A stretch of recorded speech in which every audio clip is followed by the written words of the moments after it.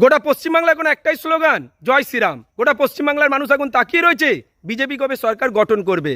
কিন্তু এই আনন্দের মাঝেও বেশ কিছু মানুষ আমাদের এই পশ্চিমবাংলাতে কষ্টের মধ্যে দিন কাটাচ্ছে।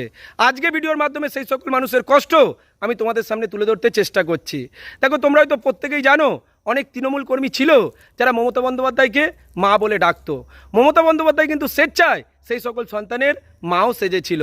কিন্তু সেই সকল তৃণমূল কর্মীরা যারা মমতা বন্দ্যোপাধ্যায়কে মা বলে ডাকতো, তারা কিন্তু এখন বিক্ষুব্ধ হয়ে গেছে। তারা এখন প্রচণ্ড রেগে গিয়ে মমতা বন্দ্যোপাধ্যায়কে বারবার ফোন করছে। তারা মমতা বন্দ্যোপাধ্যায়কে একটাই কথা জিজ্ঞাসা করছে, মা তুমি তো হেরে গেছো, তোমার সঙ্গে আর থাকবো না, আমাদের বাবার পরিচয় দাও, আমরা বাবার সাথে থাকবো। কিন্তু মমতা বন্দ্যোপাধ্যায় এখনও পর্যন্ত নিজের মুখে স্বামীর নাম বলতে পারেনি। তাই তৃণমূল কর্মীরা এখন বিক্ষুব্ধ হয়ে রেগে গিয়ে রাস্তাঘাটে বিজেপি কর্মীদেরকে বাবা বলে ডাকছে।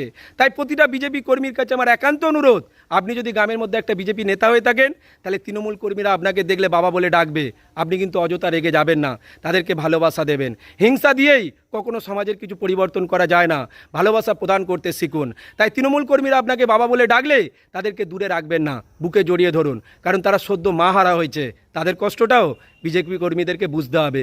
ভালো থাকবেন প্রত্যেকে। জয় শ্রীরাম।